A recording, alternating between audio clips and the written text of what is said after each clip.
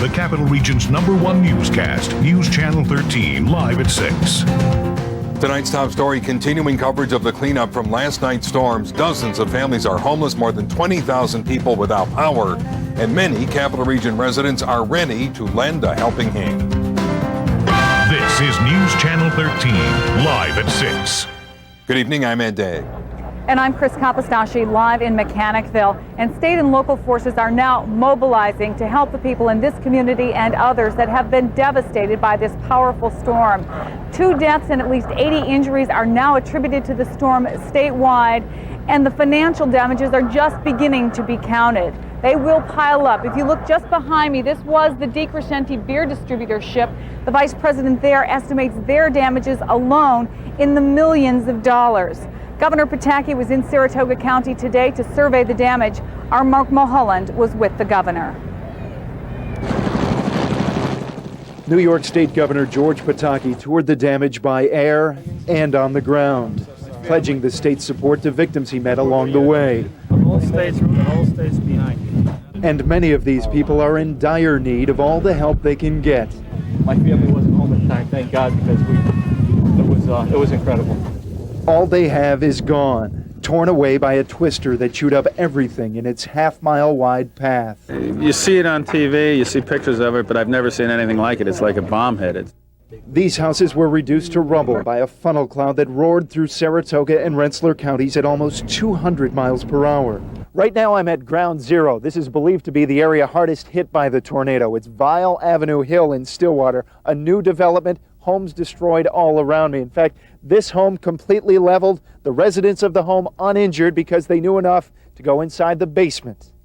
And that may be the most shocking part of this story, that no one was killed or seriously injured.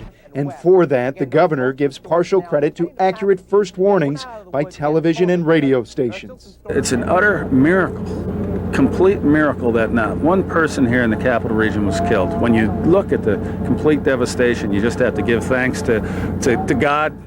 In Stillwater, Mark Mulholland, News Channel 13. Governor Pataki has now declared 4 upstate counties disaster areas. They are Saratoga, Rensselaer, Otsego, and Broome counties, which makes them eligible for federal disaster relief. This storm is a F3 or an F4 according to the National Weather Service, on a scale where F5 is as devastating as it gets. So a lot of help will be needed. That designation will help. A little later on, Ed, we'll be talking to a representative from the Red Cross about what they're doing to help. You know, Chris, just looking at the pictures, my reaction is the same as the governor's, that it's astonishing there are no fatalities. Being on the scene may be even more powerful for you in that way. It really is something that people have said to me time and time and time again. As terrible as it is, some of the people I talked to literally just made it to their basements, and before they knew it, their house was gone or their roof was gone, and yet they say they feel that they're pretty lucky. Again, in this immediate area, we're told that there is 1 death that was a heart attack, right, that they're tying to this storm, and 1 other death, but only 2 deaths for a storm of this magnitude. You hate to say it's good, because it certainly isn't good, but it's amazing when you see the vast devastation. It's good because it could have been so much worse. Absolutely. Chris Kapostaschi live. We'll be back to her in a minute or so. Northern Rensselaer County also hit hard by last night's storm. County Executive Henry Zwack surveyed the situation today and then spoke to reporters. Julie Wilcox joins us from Schaghticoke with more on the damage there. Julie. And he called the damage breathtaking. Officials estimate that there is millions of dollars worth of damage here in Rensselaer County. 60 homes and buildings were destroyed, and some local farmers lost livestock. There's also the emotional toll. People looking at all the damage and, like everyone else, like we've just heard, marveling that more people weren't seriously hurt. Well, it was just one tremendous roar wind, that's all. Lance Button knew this wasn't your average storm when he emerged from his Johnsonville home and saw insulation in the grass. The satellite dish in the backyard was another clue. He believes one of the tornadoes swept right by his house, as evidenced by the trees that went from vertical to horizontal in an instant. I didn't really know what to think first. I'm just glad nobody was hurt. The Speenbergs of Valley Falls were visiting family when they got word to head to the basement. Which I didn't think we needed to get down, but we weren't there about 5 minutes, and the storm really went through with devastating winds. We got a phone call from our neighbor that a tree had come across our driveway and went into our kitchen. Fortunately, it turned out to be just the closest of calls. The 100-year-old tree landed on the deck, just short of the kitchen. Crews are out helping clear the debris and sagging power lines. They say the best thing people can do to help is stay away. Your travel is not necessary and essential. Please limit it.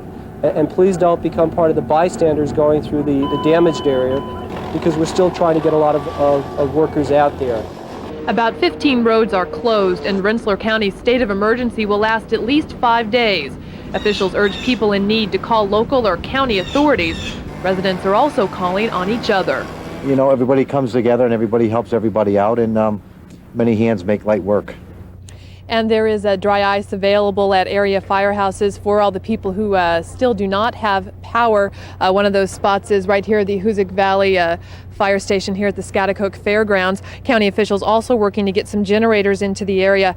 And the lack of electricity also affecting the school schedule. We're told that Hoosick Valley Central Schools have canceled class 4 tomorrow. Ed? Thank you. Julie Wilcox reporting live from Scotticoke. News Channel 13, by the way, is kicking off a relief effort for the victims of yesterday's storms. That in conjunction with the Salvation Army and Price Chopper. Monica Mahaffey is in Mechanicville right now to tell us more about that. Details from Monica. Well, Ed, we are at the Price Chopper in Mechanicville, which of course is not open for business as usual, but it is open, letting people come in and get some emergency supplies if they need them. Now, Price Chopper is part of an effort called Neighbors in Need, and you'll start to see baskets like this one at Price Chopper stores throughout the greater capital region, and they ask that you make some sort of a donation to the relief effort, drop something in there to help those who have been hit by this devastating storm. Now, there's a list of things that they would like you to put in those baskets: non-perishable food items, diapers, bottled water, cleaning supplies, toiletries, and you can do that at any Price Chopper. There are also monetary donations desperately needed. You can make out checks to the Salvation Army, mail them to P.O. Box 1787 in Albany, New York, 12201, or you can drop those off at any Salvation Army location. And Neighbors in Need is sponsored by News Channel 13, Price Chopper, Salvation Army, and Bell Atlantic, which has just donated $10,000 to the relief effort. Ed?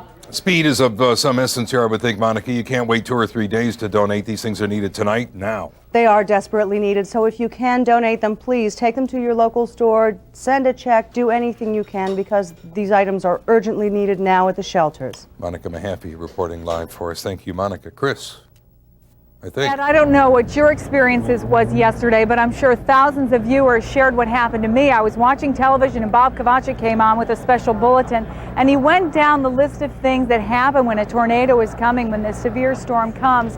And within 5 minutes it happened. The sky blackened, the winds whipped up, it started to rain, and so everyone in my house, which is in Rensselaer County, we went into the basement and we kind of waited it out. You could hear the high winds. We heard a loud thump, which turned out to be a grill up on the patio. When we went upstairs, though, basically what happened at our house was minor. Unfortunately for so many people in our area, there was very, very serious damage.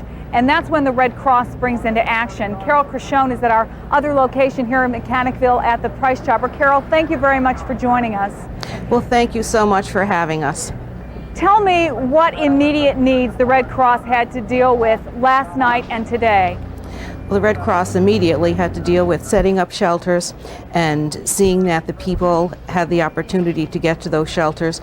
And today we started our disaster assessment and taking the grueling task and going throughout the community to see just what those needs were for the individuals.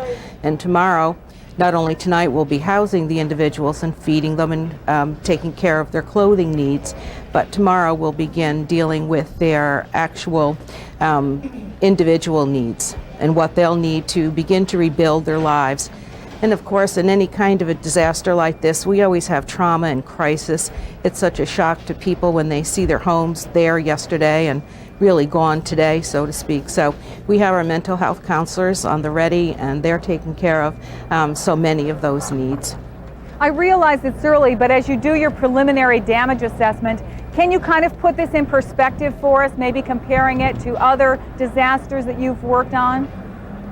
Well, the disaster in January, the ice storms up north, this is very comparable to that. We have other Red Cross workers coming in from across the state. They're arriving tonight so that they can help us with this. Are you confident that you're going to get the kind of help that you need? I think we will. I think we have very talented people coming in, and we have our wonderful volunteers in these chapters here locally, and of course we have our community that really supports us and helps us to get through these disasters. Carol Crichon from the Red Cross, thank you very much. I know it's going to be a very busy week for you as you help the people throughout the area. You're seeing on your screen an address. Always in situations like this, the Red Cross can use financial help, and so you can send a check to the address that you see on your screen. Ed, as I arrived here this afternoon, there were some teenagers, and one said to me, "Welcome to my nightmare." And now I think that there are a lot of people getting together and trying to help them in what is obviously going to be a long and painful process of rebuilding. It's difficult for us in a sense, Chris. You've been to other people's nightmare. You were at the nightmare in Plattsburgh in the North Country ice storm, and it's difficult seeing people in situations of distress. As difficult as it is, it never ceases to amaze me, whether it was in Oklahoma City or the North Country, the resilience of people, and after the initial shock, how they're very goal-oriented. Okay, what do we have to do to make this better? And I'm seeing that here, and in some ways that's very heartwarming. Well, I'm sure it is. Thank you, Chris, live up north.